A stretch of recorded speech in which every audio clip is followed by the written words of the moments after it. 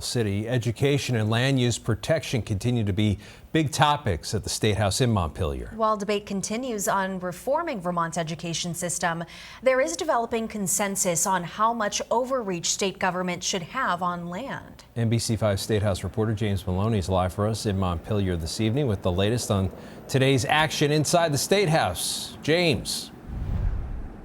Yeah, Brian and Lauren, we heard from the governor today who shared his thoughts on education proposals in both the House and Senate. There's not much disagreement there, but we did hear from House Democrats today who agree that some land use protection laws, land use protection provisions should be repealed.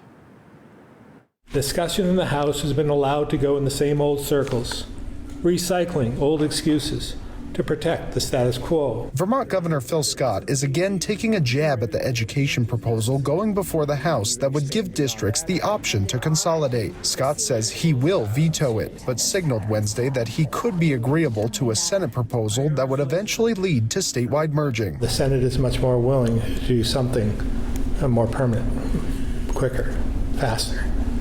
So we'll see what happens. That bill still has a lot of hurdles to get over, but there was more consensus Wednesday on another top issue for Vermonters. That's land use and Act 181. It was polarizing Vermont, and we needed to not let our environment, which we all love and care about, come between us. Some rural Vermonters are calling for changes over rules that would trigger a complicated state permitting process for new development projects. Now, House Democrats could be on board with a repeal of those rules. In a statement, House Speaker Jill Krowinski said following extensive feedback from communities across Vermont, she supports a rollback. Governor Scott says it's welcome news, but he wants to see further tweaks to the legislation. It's great news.